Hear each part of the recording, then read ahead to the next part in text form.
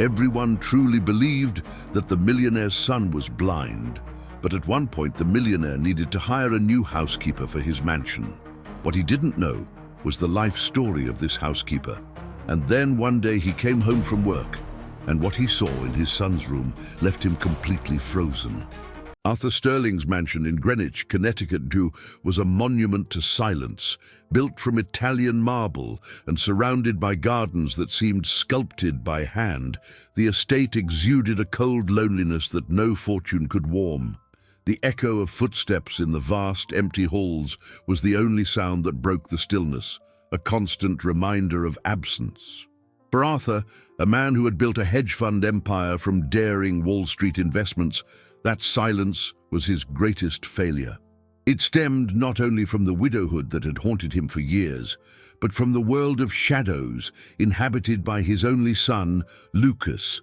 The diagnosis, etched onto reports signed by world-renowned specialists, was definitive: congenital blindness. For 7 years, Arthur had borne this truth like a cross, a heavy burden his vast net worth in stocks and gold could not alleviate. He loved his son with a painful devotion, but resignation had become a second skin, an armor against the hope he no longer allowed himself to feel. It was into this setting of opulence and sorrow that Elena began to work, a woman with soft features and calloused hands, whose faded blue apron concealed the wreckage of an abandoned dream. No one there imagined that beneath the humble appearance of a housekeeper resided the brilliant mind of a once promising medical student. A trauma, an old and unhealed wound, had torn her away from textbooks and hospital corridors, pushing her into a life of subsistence where the only goal was to survive another day. Her knowledge was now a buried treasure, a secret locked away. In her first few days, she moved through the mansion like a ghost, polishing the gleam on her employer's business trophies and dusting the family portraits, always with reverent care. She treated young Lucas with a special tenderness, charmed by the sweetness of the boy who navigated his dark world with a surprising grace. Until one morning, the routine was shattered by a ray of light. Eleanor entered Lucas's room for the daily cleaning. The boy was sitting in his armchair, quiet as always, listening to a soft melody from a sound system. With an automatic gesture, she pulled back the heavy velvet curtains, and the golden morning light flooded the room, cutting through the air in luminous beams. It was then that something happened. A tiny, almost imperceptible detail that would have escaped any other gaze. The instant the brightest light hit the boy's face, his eyelids fluttered, an involuntary rapid blink, followed by a slight shift of his eyes, as if he were instinctively reacting to a visual stimulus. Elena's heart stopped for a fraction of a second. She stood motionless, holding her breath, her eyes fixed on Lucas. Had it been just her imagination? A random twitch, fear, her old companion, whispered in her ear that she was seeing things, projecting hope where there was only darkness. The memory of her past ambushed her, the bitter taste of failure, the pain that had made her give up everything. She took a step back, the cleaning cloth forgotten in her hand. No, she couldn't allow herself this. She couldn't be mistaken. But the seed of doubt was already planted. With her heart hammering against her ribs, she approached the window again, moving with calculated slowness. Pretending to adjust the curtain, she allowed her shadow to fall across the floor, right where the sunlight touched the boy's feet. She moved her hand slowly, back and forth, watching him from the corner of her eye. And then she saw it. Lucas's head tilted subtly, an almost imperceptible movement, as if his eyes, which everyone believed were useless, were trying to follow the dance of the shadow on the rug. The gesture was so discreet it could have easily been dismissed as a coincidence. But to Elena, to the doctor who still lived inside her, that was no coincidence. It was a sign so faint and yet so powerful that it lit a dangerous flame in her chest. A question that both terrified and fascinated her in equal measure. What if they were all wrong? The seed of doubt, once planted, germinated into a forest of restlessness overnight. Elena barely slept, the image of that subtle flutter replaying in her mind like a persistent film. Was it real, or a delusion born of her dormant hope? The next morning, returning to the mansion, she carried the weight of uncertainty and the ghost of her past. She decided she would do nothing rash. She would simply observe. And so she did, with the discretion of someone who had learned to be invisible. While dusting the furniture in the living room, she saw a beam of light reflected from the crystal of her wristwatch dance across the wall. Lucas, sitting on the rug with his building blocks, turned his head minimally in that direction.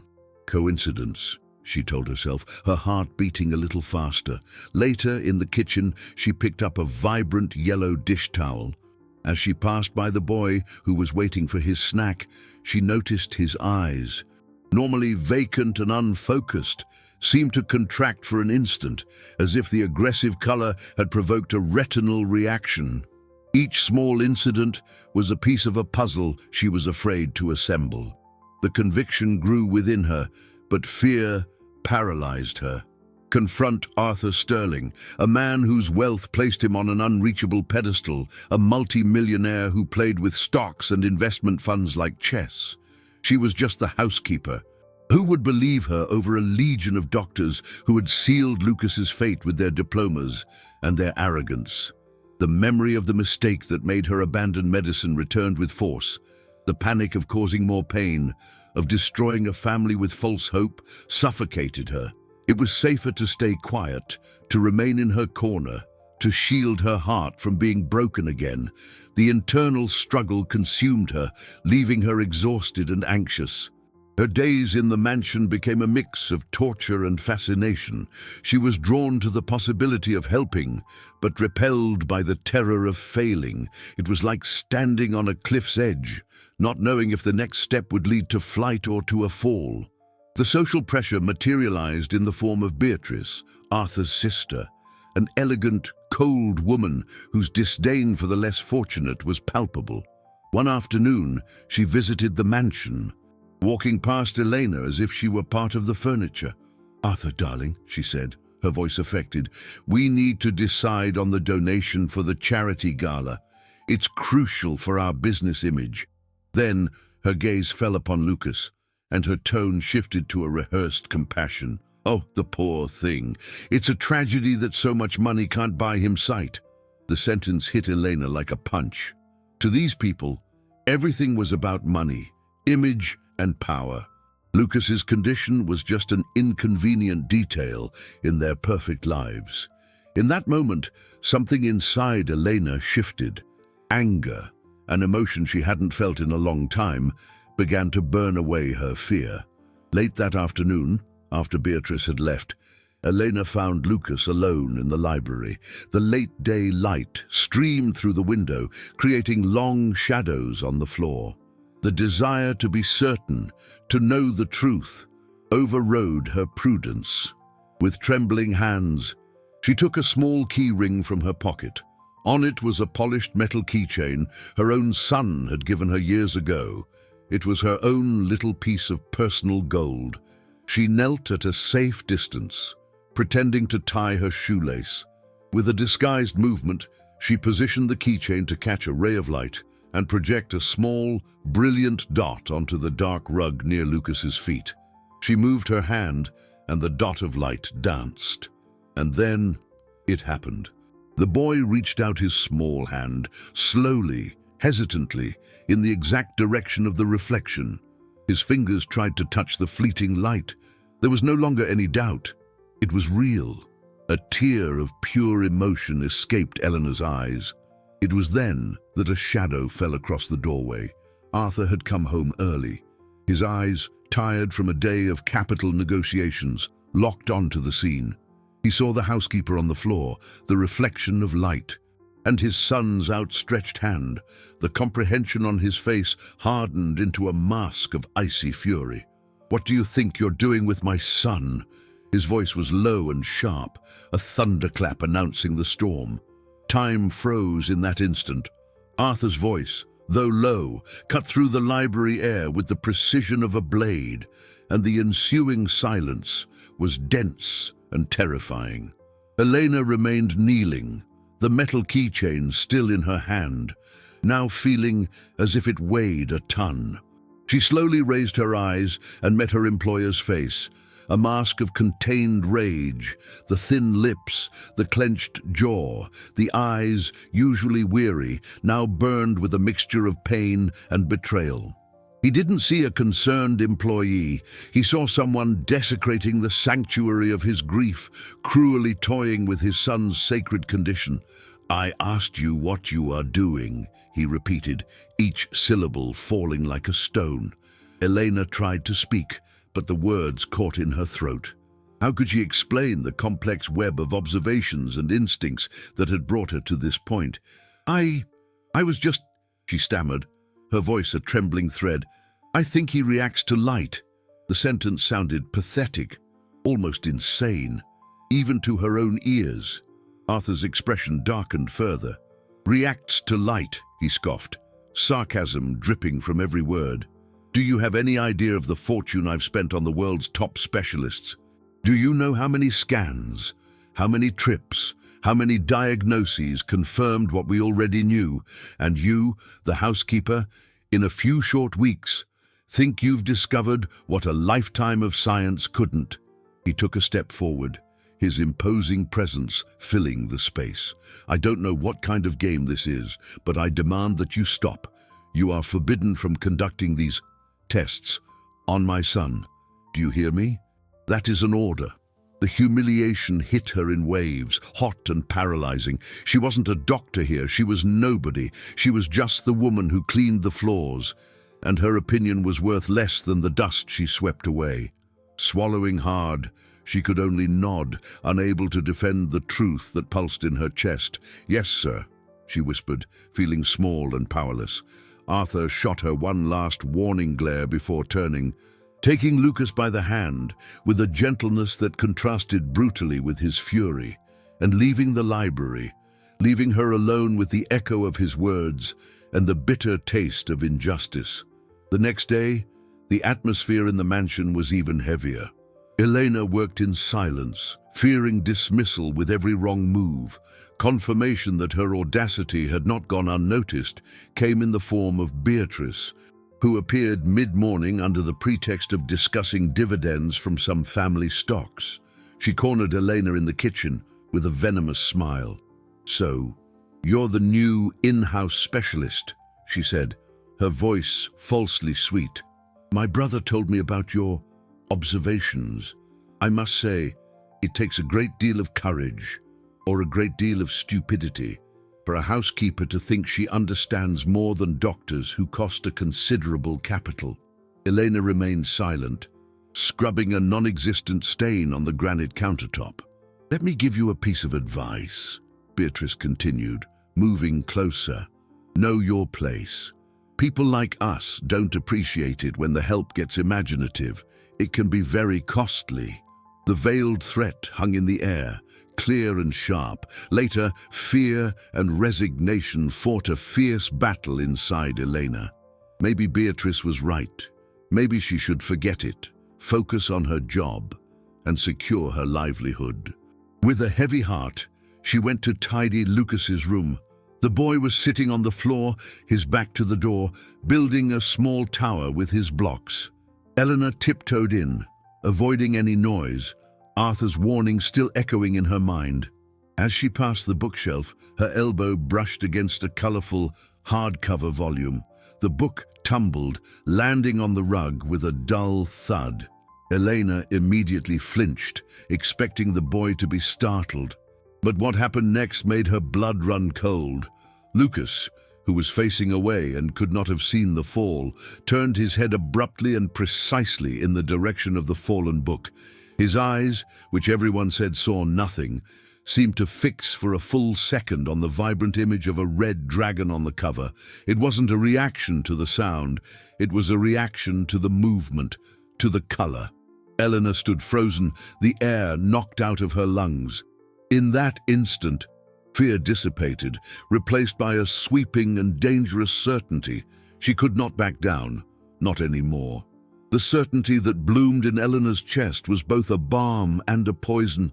It was the sweet confirmation that her intuition, the doctor she had tried to bury, was still alive.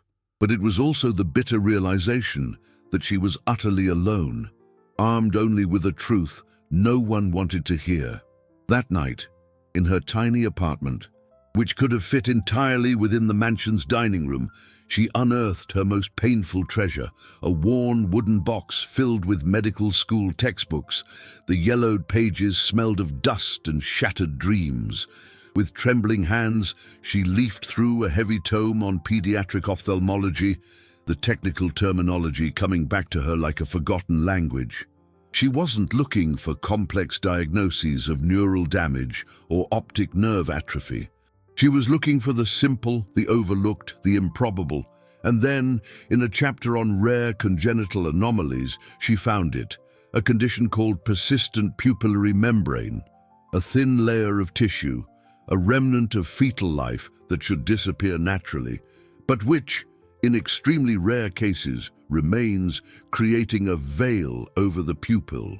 It wasn't blindness. It was a blockage, a physical obstacle. The description of the symptoms was a perfect echo of what she had observed in Lucas, a lack of focus, but a residual sensitivity to drastic changes in light, shadows, and vibrant colors. A child with this condition would live in a perpetually cloudy world, as if looking through frosted glass. Elena felt a chill run down her spine. This was it. It had to be it. A diagnosis so subtle it could have been easily dismissed by doctors looking for grander problems, especially when dealing with a billionaire whose net worth suggested that only the most complex ailments could afflict his lineage. The solution, according to the book, could be surprisingly simple. A procedure to break the membrane. But how to prove it? How to convince a man like Arthur Sterling, who trusted the returns on his financial portfolio more than the instincts of his housekeeper? The opportunity, as it often does, arose from chaos. The following afternoon, Arthur received an urgent phone call. Elena, cleaning the hallway, overheard fragments of the conversation, something about the crypto market, a sharp drop in Bitcoin's value, a decision that had to be made in euros, not dollars, to hedge some of his assets. He left in a hurry, his brow furrowed with worry, shouting to the head housekeeper that he didn't know when he'd be back. For the first time, Elena saw the door to his office, the sanctuary of his business, left ajar.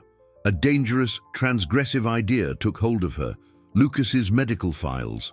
If there was any mention, any footnote, any dismissed observation in his early exams, it would be in there. The risk was monumental.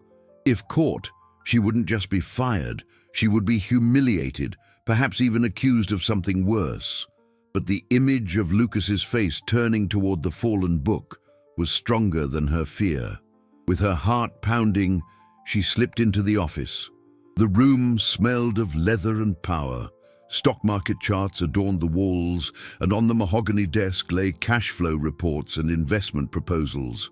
She felt like an intruder in a world that was not her own. Ignoring the symbols of his immense wealth, she went straight to a brushed steel filing cabinet. The drawers were locked. Desperation began to bubble up, but then she noticed a small, forgotten brass key in the lock of the top drawer. Her hands were sweating as she turned it. The drawer slid open silently. It was filled with hanging folders, organized alphabetically. Assets, estate, taxes. Her fingers raced over the tabs until they found what she was looking for: Lucas Medical. She pulled out the folder and laid it on the desk. Inside was a stack of expensive reports, scans and evaluations. She flipped through them quickly, her anxiety mounting. And then, at the very back of the folder, she found an older envelope. It held the first exams, done when Lucas was just a few months old. On one of the reports, attached to a low-resolution scan by today's standards, was a handwritten note in the margin, made with a faded blue ink pen. The handwriting was different from the renowned specialist's signature at the bottom of the page. It read, "Slight membranous opacity noted in both eyes. Suggest follow-up." Dismissed as irrelevant by Dr. Albright, there it was. The proof, the validation, the seed of truth that had been buried under the weight of arrogance and reputation. A wave of relief and fury washed over Elena. She had been right. Someone had seen it, but had been ignored. She held the paper as if it were a sacred treasure, reading and rereading the small sentence. She was so absorbed in her discovery that she didn't hear the soft crunch of tires on the gravel driveway. She only snapped back to reality when the office doorknob began to turn. The metallic click of the turning doorknob was like a gunshot in the office's silence. Panic froze Elena's blood. In a desperate reflex, she shoved the folder back into the drawer, clicked it shut and turned the key, leaving it exactly as she had found it. The instant the door opened, she was on her feet, a feather duster in hand, pretending to clean the surface of a crystal globe in the corner. Her heart was beating so loudly she was sure it could be heard across the room. Arthur Sterling entered, his face still marked by the stress of his business dealings. His eyes swept the room and landed on Elena. The surprise in his gaze was quickly replaced by sharp suspicion. "What are you doing in here?" he asked, his deep voice echoing in the space. "Hasn't the head housekeeper told you my office has specific cleaning rules?" He clearly remembered their confrontation in the library. Her presence here was a direct defiance. "I'm sorry, sir," Elena said, forcing her voice to remain calm, though her nerves were in shreds. "The door was open. I just thought I'd do a quick dusting." She clung to the fragile lie, praying he would accept it. Arthur didn't look convinced. He walked slowly to his desk, his eagle eyes scanning every detail, searching for anything out of place. Elena held her breath, the fear that he would go straight to the file cabinet suffocating her. But to her relief, he was more preoccupied with the financial crisis that had brought him home. He sank into his leather chair, powered on his computer monitor, and sighed, running a hand through his hair. "Leave, please," he said, without looking at her. "I need to concentrate." Elena didn't wait for a second command. She slipped out of the office, her legs feeling like jelly, adrenaline still coursing through her veins. She had escaped by a hair's breadth, but the discovery she had made burned in her mind, an ember that could not be extinguished. The note in the file was the missing piece, the proof that her theory was not a fantasy. In the days that followed, Elena's internal battle intensified. The fear of confronting Arthur again was immense, but the thought of abandoning Lucas to his perpetual fog was unbearable. Every time she saw the boy, her heart ached. She saw him fumbling for a toy that was right in front of him, or stumbling on a step he couldn't see, and in each of those moments, the sentence from the files screamed in her mind, dismissed as irrelevant. A lifetime of shadows because of a doctor's arrogance and a father's resignation.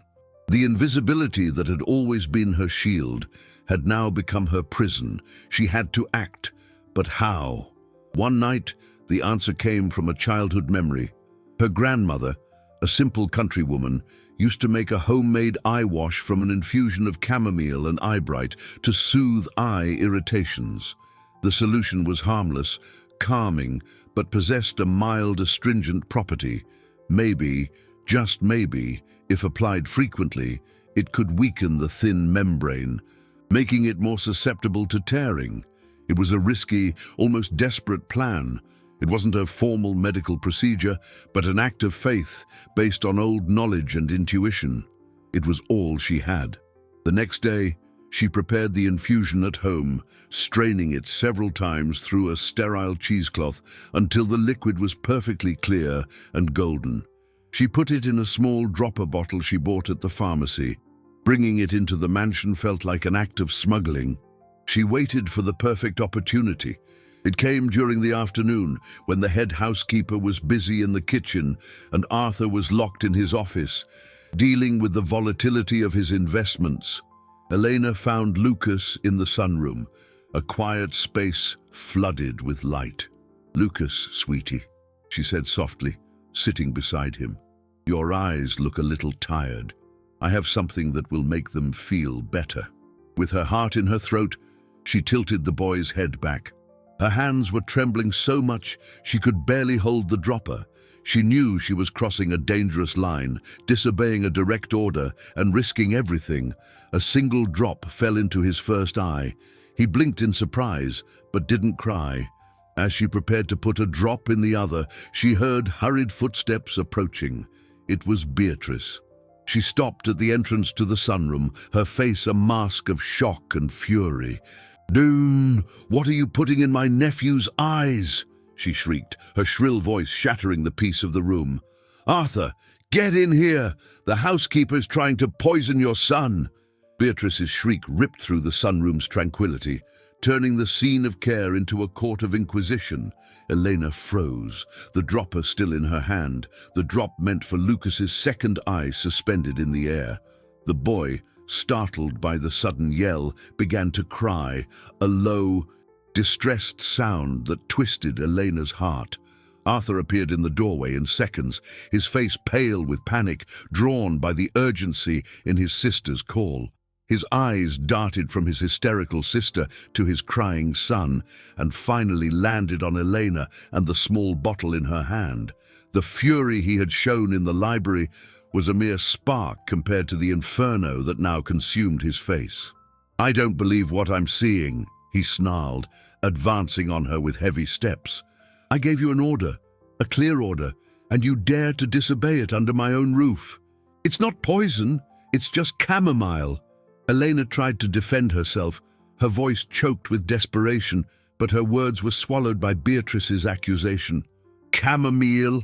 the sister-in-law scoffed, crossing her arms. "How convenient. First she plays with lights, now she's practicing home remedies. What's next?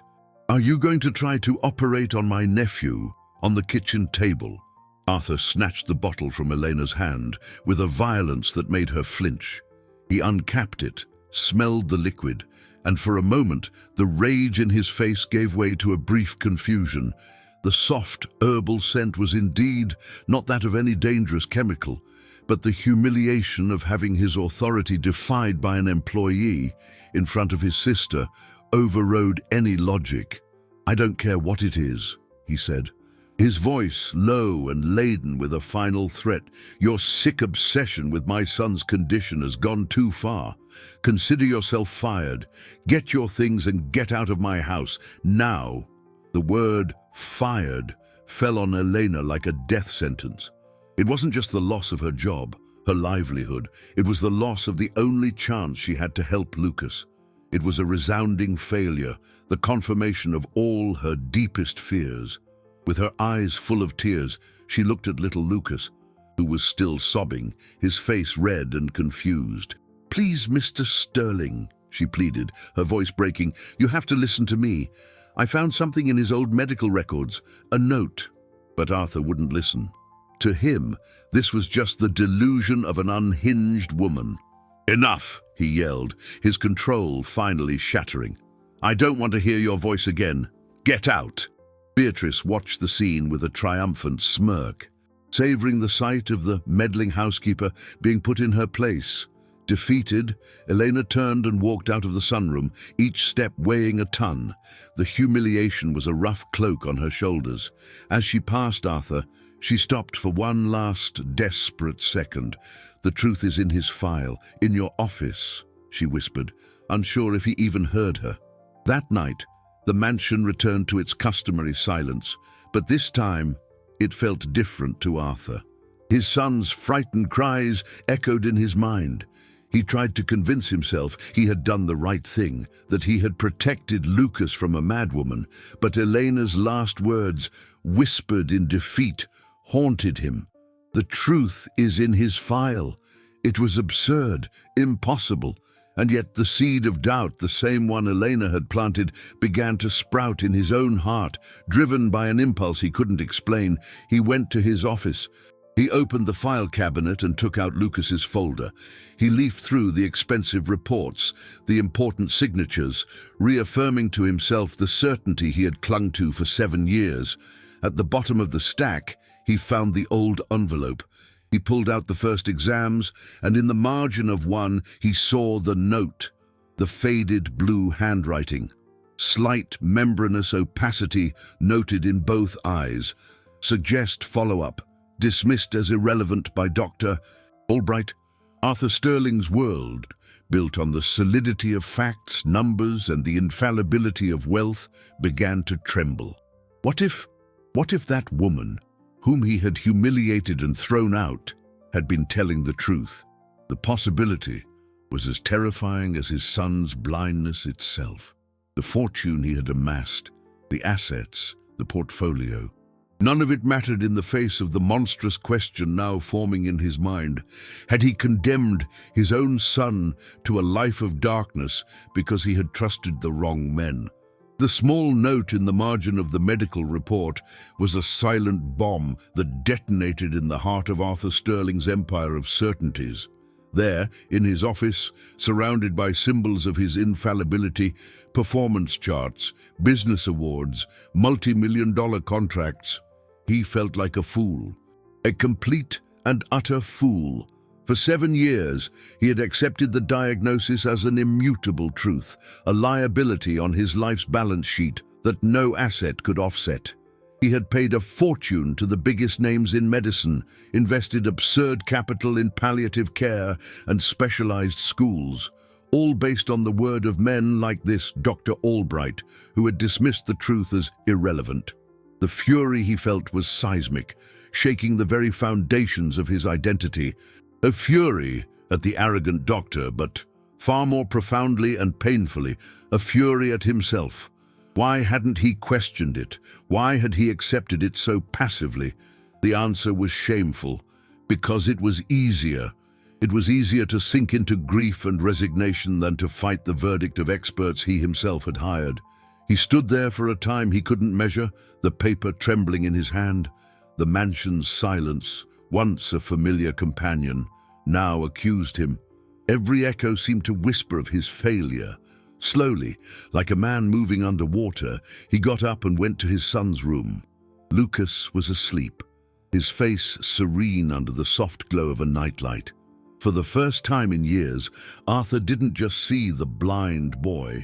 He looked at his son's eyes with a new and terrible perspective.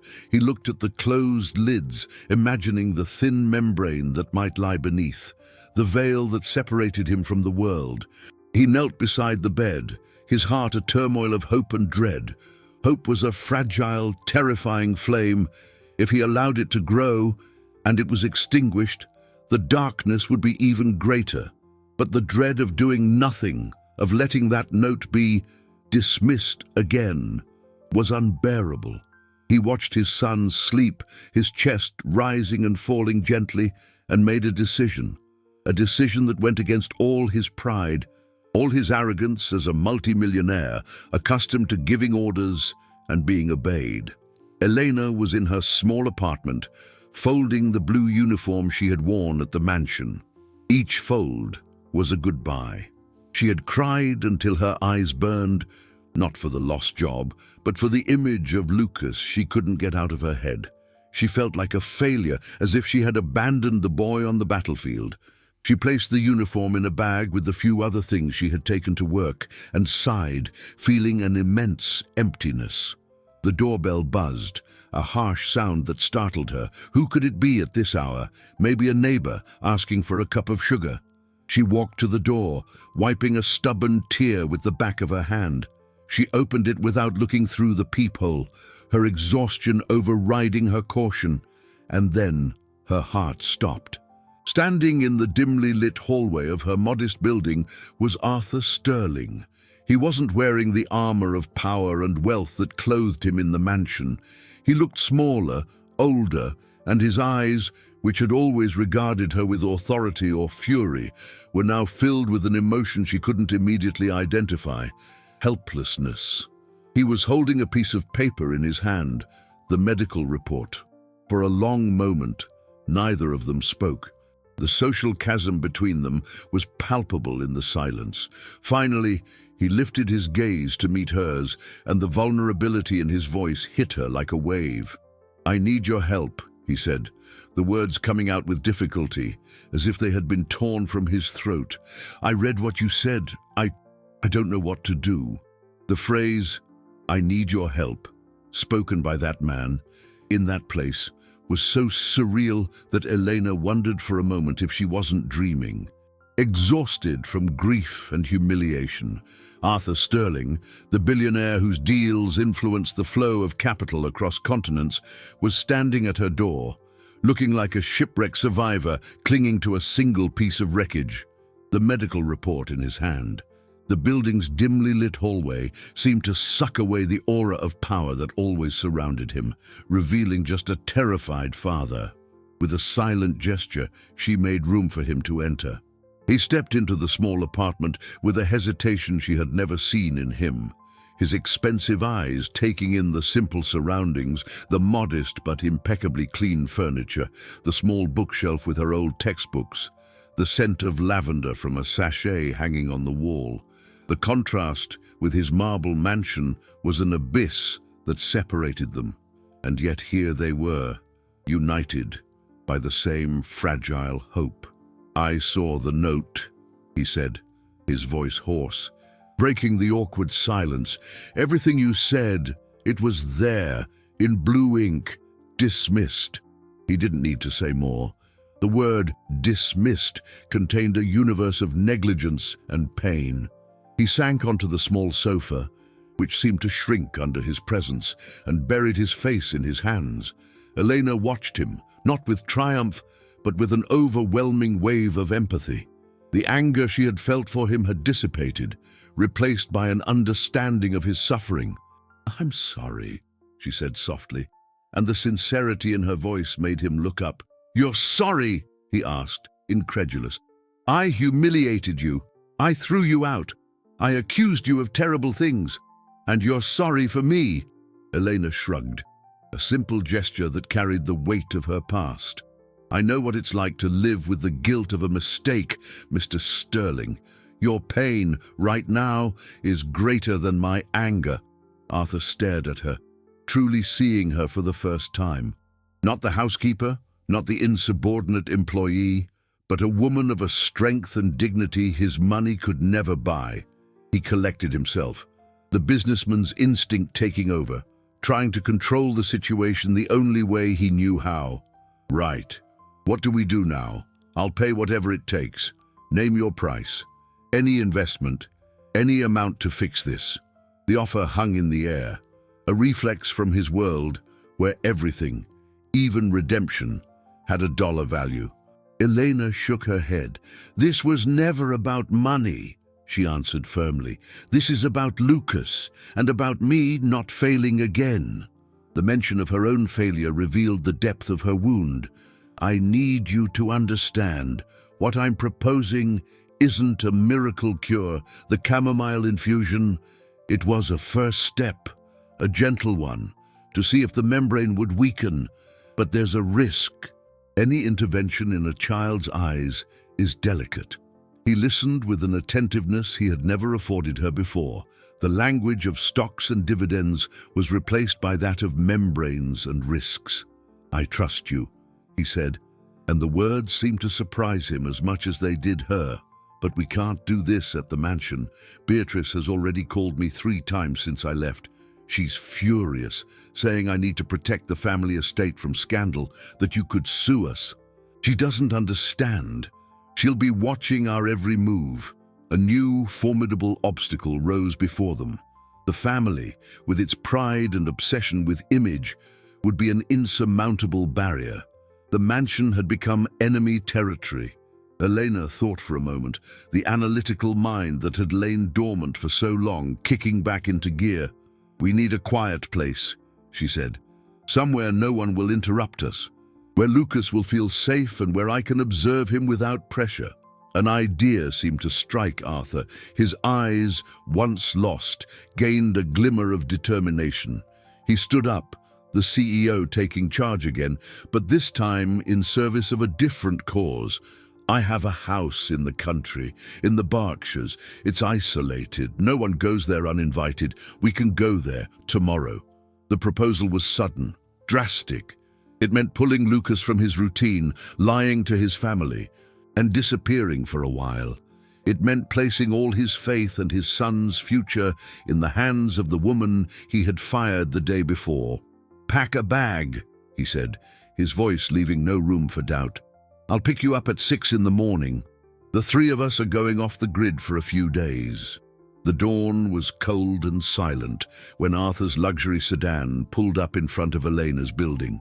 The car's arrival, a piece of German engineering worth more than all the apartments on the block combined, was an anomaly, a whisper of wealth in a world of necessity.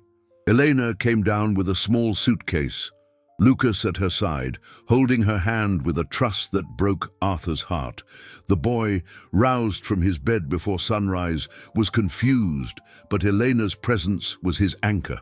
Seeing them together, the woman he had fired and the son he had failed to protect, felt like the strangest and, at the same time, the most right image in the world. The drive began in a tense silence. The sleeping city blurred past the windows, and Arthur gripped the steering wheel as if it were the only thing he could control. Every mile that took him farther from his office, from his profit spreadsheets and his universe of certainties, was a plunge into the unknown. He, a man who built a fortune by calculating risks and predicting market trends, was making the most irrational investment of his life. He was betting his entire true fortune, not the one measured in assets or personal treasures, but the one sitting in the back seat, on the instinct of a woman who had nothing to offer but her conviction. Elena, for her part, felt the weight of every beat of her heart. The responsibility was a giant on her shoulders. She looked at the back of Arthur's neck, at the visible tension in his muscles, and saw not a billionaire, but a father in agony. She looked at Lucas beside her, who now rested his head on her shoulder, and saw her second chance, the chance to right the past, to prove to herself that the doctor inside her hadn't died, but had merely been sleeping. The car's interior, with its scent of leather and technology, was a world apart. But her mind was focused on the essential, the boy's eyes. During the drive, as the sun began to paint the sky in shades of pink and orange, Lucas pointed vaguely toward the window.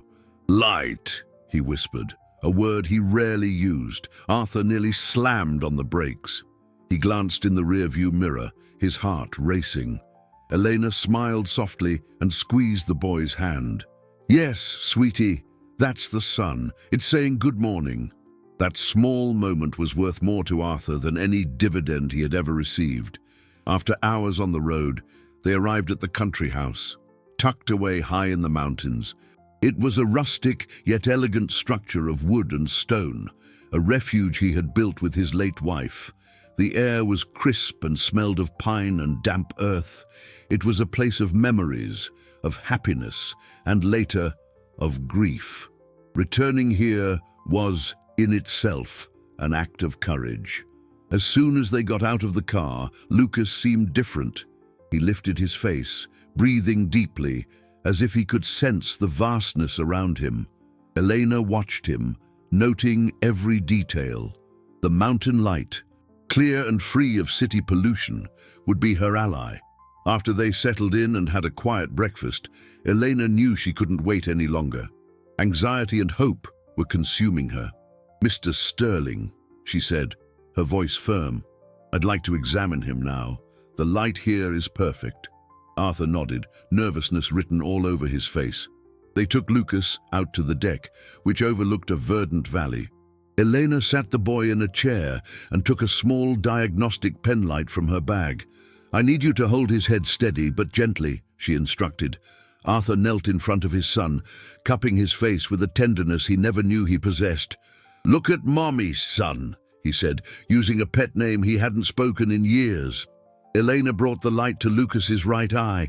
The pupil, normally dilated and lifeless, constricted slightly, and then Through the thin layer of the membrane, she saw something that made her hold her breath. It wasn't just an opaque veil. Behind it, almost like a ghost, the boy's iris trembled, a tiny, erratic vibration, like a compass needle searching for north. The ghostly vibration Elena saw in Lucas's iris was like discovering a living flower beneath a sheet of ice. It was an unmistakable sign that the optic nerve wasn't dead. It was fighting, responding, alive. A wave of pure emotion washed over her, a mixture of relief and triumph that brought tears to her eyes. "He's in there," she whispered, her voice thick, more to herself than to Arthur. "The eye is working. It's just trapped." Arthur, who was watching the scene with a painful intensity, didn't understand the technical jargon, but he understood the tremor in her voice, the hope brimming in her eyes. "What does that mean?" he asked, his voice a thread of apprehension. Elena switched off the penlight and stepped back for a moment, needing to breathe. "It means we're not fighting an unbeatable enemy. The structure is intact. We just need to tear the veil." The metaphor was powerful and clear. Arthur felt as if the weight of 7 years of resignation was beginning to shift from his shoulders. In the following days, the mountain house transformed into a makeshift clinic and a sanctuary of rediscovery. The routine was simple and focused. In the mornings, Elena administered the chamomile infusion, now with Arthur's permission and assistance. She explained that the goal was to soften and weaken the persistent membrane, making it more fragile. Afterwards, they would do exercises. These weren't cold medical tests, but carefully planned games. They used objects in bright primary colors: a red ball, a blue scarf, a yellow cup, moving them slowly against contrasting backgrounds. At first, Lucas reacted with only a slight shift of his eyes, but with each passing day, the reaction became more pronounced. The turning point came on the 3rd day. Elena rolled the red ball across the wooden deck. The ball moved from the shade into a beam of sunlight. The instant it crossed into the light, Lucas didn't just turn his head. He reached out his hand, his fingers opening and closing in the air, inches away from touching the object. Arthur, watching from a corner, let out a sob he couldn't contain. It was the first time he had seen his son voluntarily try to interact with a visual stimulus. He knelt beside Lucas, overcome with emotion. "Did you see it, son? Did you see the ball?" Lucas, hearing his father's excited voice, turned his face toward him and smiled, a genuine, radiant smile that Arthur hadn't seen in years. In that moment, the dynamic between the millionaire and the former housekeeper irrevocably changed. They were no longer employer and employee. They were partners. They cared for Lucas together, cooked meals together, and talked late into the night on the deck, under a sky studded with stars that neither of them ever noticed in the city. Arthur spoke of his late wife, of the dream they'd had of raising their son in this place. Elena, for the first time in years, spoke of the trauma that had driven her from medicine, the loss of a young patient in an emergency surgery, a diagnostic error by her superior that had branded her with guilt and the fear of failure. The confession was liberating. There, on that mountain, far from the world that defined them by their failures and their net worth, they found a common ground of humanity and pain. Meanwhile, back in New York, Beatrice was panicking. Her brother and nephew's disappearance was inexplicable. Arthur's excuse that he needed to take a few days to think about new ventures hadn't convinced her. Her concern, however, wasn't for their well-being, but for the stability of the family empire. Arthur was the centerpiece of their investments, the brain behind the continued profitability of their stocks. His sudden absence could be interpreted by the market as a sign of weakness. Worse, she feared the housekeeper had somehow manipulated her brother, perhaps threatening him with a scandalous lawsuit to extort money from him. Driven by suspicion and greed, she did what she always did when she needed information. She used her money. She hired a private investigator, a discreet and efficient man, with a single order: find my brother, find out what he's doing, and more importantly, who he's with. It didn't take long. The investigator tracked Arthur's cell phone signal to the mountain region and, using a drone, captured a long-distance image of the house. The picture was grainy but unmistakable. Arthur, Lucas, and Elena sitting together on the deck in a scene of domestic tranquility that infuriated her. "So that's it," she hissed to herself. "He took her to his sanctuary. This has to stop before she destroys everything." The mountain refuge operated on its own time zone, a time measured not in hours, but in small miracles. With every dawn, the light seemed a little clearer to Lucas, and the hope in the house became almost palpable. Arthur, the man who once measured his success by the stock ticker, now found immeasurable profit in the simple act of his son, following the flight of a bird with his eyes. He looked at Elena, not with the gratitude of an employer, but with the admiration of a man watching his own definition of wealth be completely rewritten. She hadn't just brought the possibility of a cure for his son. She had cured him of his own blindness, the blindness of the soul that had made him believe his vast capital and assets were the measure of his life. The late-night talks on the deck deepened the connection between them, creating a bond of trust and vulnerability that neither had expected. They were two wounded souls, finding healing in the shared mission of bringing light into a child's world. On the morning of the 5th day, the sun bathed the valley in liquid gold. Elena felt it was time for the next step. Lucas's sensitivity to light and color was now consistent. It was time to test for perception of form, of recognition. "Mr. Sterling," she said, addressing him with a formality that now sounded almost affectionate. "So I'd like to try something different today." She led him to the deck, where Lucas was sitting, feeling the morning breeze. "Take off your watch, please." Arthur complied, removing the heavy gold watch from his wrist, a symbol of his success that now seemed trivial. "I want you to kneel in front of him, very close," Elena instructed. "Hold the watch so it reflects the sunlight and move it slowly toward your own face." Arthur's heart pounded. He understood the plan immediately. Use the reflection to guide Lucas's eyes to his face. With trembling hands, he did as she asked. The pinpoint of light danced in the air, and Lucas's eyes followed it, more focused than ever before. Slowly, Arthur moved the watch up, until the gleam was right between his own eyes. And then he stopped moving the watch and just waited, holding his breath. For an eternal second, Lucas's eyes remained on the glare.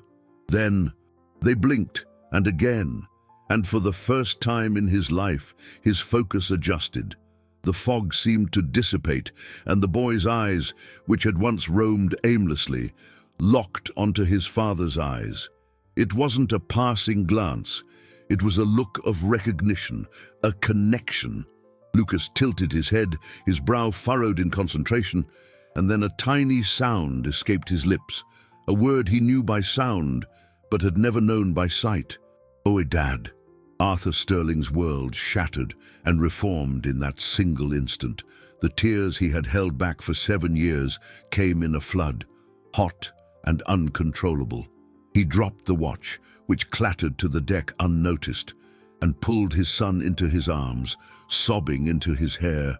"Yes, son, it's me. It's Dad." He lifted his tear-streaked face to Elena, his eyes screaming a gratitude no words could ever express. In that moment of pure catharsis, the sound of a car engine, aggressive and out of place, roared up the gravel road.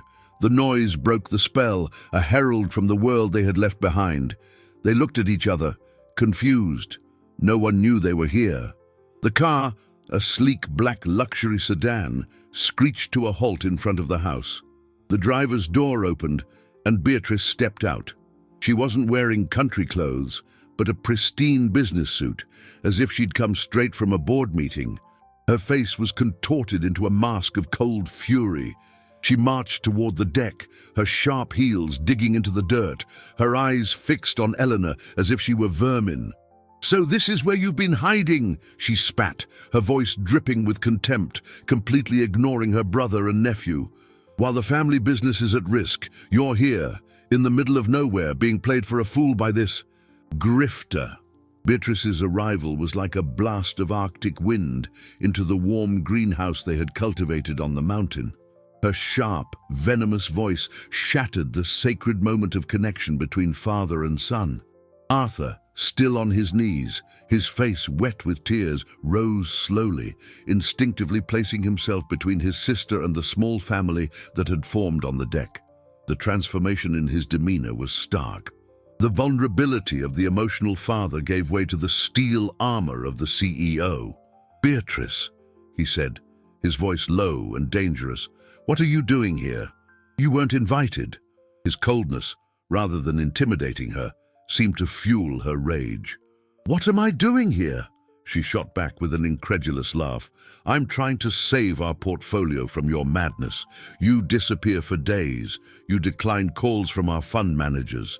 You ignore a looming crisis in our European assets. And for what? To play house with the housekeeper." She gestured toward Eleanor with a disdain that was almost physical. "Do you have any idea what people are saying? What our partners are thinking?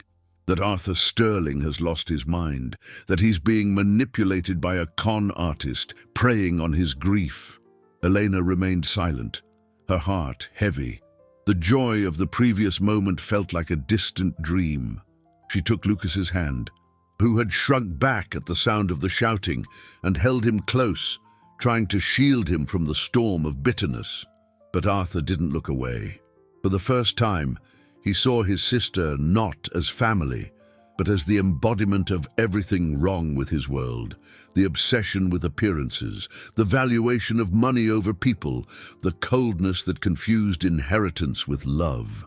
"You don't know what you're talking about," he said with a frightening calm. "You didn't see what happened here. You have no right to come to my home and insult the woman who has given my son the chance that men like Dr. Albright denied him." The mention of the doctor made Beatrice falter for a second. "What are you talking about? Dr. Albright is an authority. An authority who dismissed the truth," Arthur roared, his anger finally erupting. "For 7 years, Lucas has lived in a prison because of his arrogance. And I, because of my pride and my stupidity, accepted it, but that's over." Beatrice glanced from her brother to her nephew, and for the first time, she seemed to notice something different. Lucas wasn't wearing his usual vacant look. His eyes, while not yet perfect, were focused, alert. He was looking from his father to his aunt with an apprehensive curiosity. The scene was so different from the image of the poor blind boy she was used to, that it unnerved her. But her mind, trained to see conspiracies and financial threats, found another explanation. "My God, Arthur, it's worse than I thought," she said, lowering her voice to a tone of false compassion. "Did she drug him? Give him some kind of stimulant? What has this woman done to him to trick you like this?" The accusation was so vile, so absurd, that the air seemed to thin. It was the final insult, the last straw. Before Arthur could respond, however, something extraordinary happened. Lucas, who had been quiet and frightened the whole time, let go of Elena's hand. He looked down at the shiny object his father had dropped on the floor, the gold watch. With a hesitation that made each movement an event, he bent down, fumbled for a second, and his small fingers closed around the heavy metal. He straightened up, holding the watch in both hands like a treasure. Then, with his eyes fixed on his father's face, he took a step, and another, and one more. He slowly crossed the deck step by step in absolute silence and held out the watch. "Daddy," he said, his voice clear and firm. "Yours." The silence that followed was absolute. Beatrice stood frozen, her mouth agape, the accusation dying on her lips. Her wide eyes witnessed the impossible. It wasn't a trick. It wasn't a drug. It was a miracle. The boy, whom she had always seen as a liability in the family's estate, had just walked across a room and handed an object to his father. The impact of that simple, monumental act disarmed her completely. The small gold watch in Lucas's outstretched hand carried more weight than the entire sterling empire. It was irrefutable proof, the truth in metal and glass, that demolished Beatrice's castle of skepticism and contempt in an instant. She remained motionless, her eyes locked on the scene, unable to process the reality unfolding before her. Her world, a universe governed by balance sheets, net worth, and social appearances, had no room for a miracle like this. Arthur knelt slowly, not to take the watch, but to be level with his son. His eyes met Lucas's, and in a silent communication that only they could understand, he saw everything: the clarity, the trust, the love. With trembling hands, he accepted the watch and set it aside. Then he pulled his son into a hug so deep and meaningful it seemed to contain the 7 years of distance that had separated them. "Thank you, my son," he whispered, his voice thick with emotion. "You gave me back so much more than a watch." As he rose, he turned to Elena. The gratitude in his eyes was so intense that words would have been insufficient. He simply took her hand and squeezed it, a gesture that sealed their partnership and acknowledged the unpayable debt he owed her. Finally, he faced his sister. The fury was gone, replaced by a profound sadness and an unshakable resolve. "Beatrice," he said, his voice calm, but with a weight of authority she hadn't heard in a long time. "I want you to leave now." She opened her mouth to protest, perhaps out of habit, but the words wouldn't come. What could she say? How could she argue against the living evidence standing right there? For the first time in her life, she was utterly defeated, her weapons of cynicism and power rendered useless. Without another word, she turned, walked back to her car with the stiffness of a statue, and drove away, leaving a trail of dust and silence in her wake. Her departure was not a celebrated victory, but the closing of a painful chapter. In the days that followed, the atmosphere on the mountain was one of peace and rebuilding. The focus shifted from healing to discovery. For Lucas, the world was a new and fascinating place. Each day brought a new revelation: the color of a butterfly, the shape of a cloud, the sparkle of the stars Elena pointed out to him at night. Arthur, in turn, was relearning how to be a father, not the guardian of a fragile child, but the guide for a curious and vibrant boy. He found joy in things his money had never been able to buy: rolling in the grass with his son, teaching him the names of trees, seeing the wonder in his eyes as they watched a sunset. Elena observed it all with a sense of fulfillment that healed the scars on her soul. The fear of failure, the ghost that had haunted her for so long, had been banished. In giving light back to Lucas, she had found her own. She knew her journey there was coming to an end, but the sadness of departure was overcome by the certainty that she was leaving behind a whole and happy family. On their last night on the mountain, the three of them sat on the deck, wrapped in blankets, watching the sky. "I'll never be able to thank you enough," Arthur said, breaking the comfortable silence. Elena smiled. "You already have, by giving me the chance to try, and by helping me fix something that broke inside me a long time ago." Arthur hesitated for a moment, then made a decision. "Elena, I don't want you to leave. I mean, not as my employee. I want you to stay in our lives, and I want to fund your education. I want you to finish medical school and become the doctor you were born to be. Consider it an investment, the best investment I will ever make." The offer took her by surprise. Tears welled in her eyes. But this time, they were of pure happiness. The chance to reclaim her dream, to become who she was supposed to be, was an unimaginable gift. I don't know what to say." "Say yes," Arthur said softly, and she did. The return to the mansion in Greenwich was like entering a parallel reality. The cold marble and impeccable gardens were the same, but the house was no longer a monument to silence.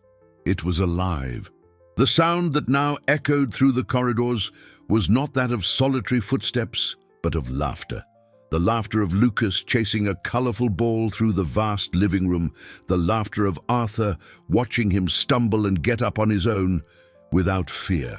The light that flooded the rooms didn't just come from the large windows, it came from within, radiating from a happiness that had finally found a home. The news of the miracle spread like wildfire through the elite circles, but in a way no one expected. Arthur, in a bold move that shocked his family and board of directors, called a press conference. He held nothing back. He spoke of the misdiagnosis, of his own denial, and above all, of the courage and brilliance of a woman whom everyone, including himself, had underestimated.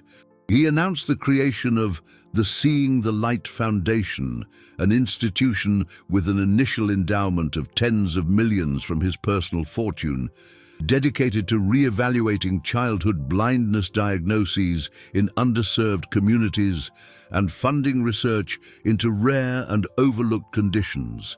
And he announced that the foundation would be chaired by Elena as soon as she completed her medical degree, which he would be fully funding. The news landed like a bombshell, redefining the Sterling family legacy no longer in terms of interest rates and cash flow, but of altruism and justice. Beatrice and the other relatives, faced with the public acclaim of Arthur's actions, were forced into silence.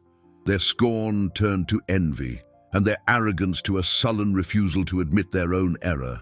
Justice, for Eleanor, came not in the form of revenge, but of recognition and purpose. She was no longer the housekeeper playing doctor. She was the woman who proved that true vision comes from the heart. Elena dove into her studies with a renewed passion. The textbooks that once represented pain and failure were now tools of hope. She spent her days at the university and late afternoons at the mansion, which had become her second home. She wasn't an employee, nor a guest. She was family. She watched Lucas's progress, who now attended a regular school, running and playing with other children, his curious eyes absorbing every detail of the world that had been denied him. The bond between her, Arthur, and Lucas strengthened, evolving into a different kind of family, forged not by blood, but by overcoming adversity and by love. Arthur, in turn, found a new passion in business. He began directing his investments toward medical tech and biotech companies, seeking not just profit, but human impact. He discovered that the return on saving a life was infinitely greater than that of any stock on the market. A year later, on a sunny afternoon, Elena was in the mansion's garden, helping Lucas, now 8 years old, assemble a small toy airplane. Arthur watched them from the deck, a serene smile on his face. The house, once a symbol of his material wealth, was now the symbol of his true fortune. Lucas, his eyes shining with concentration, finally snapped the last piece of the wing into place. He held up the plane, looked at the blue sky, and then turned to Elena. "Look, Elena," he said, "now it can fly and see the whole world from up there." Elena hugged him tight, her heart overflowing. In that simple gesture, in that sentence full of wonder for the world he could now see, was the resolution of her entire journey. She looked up at Arthur, who smiled back.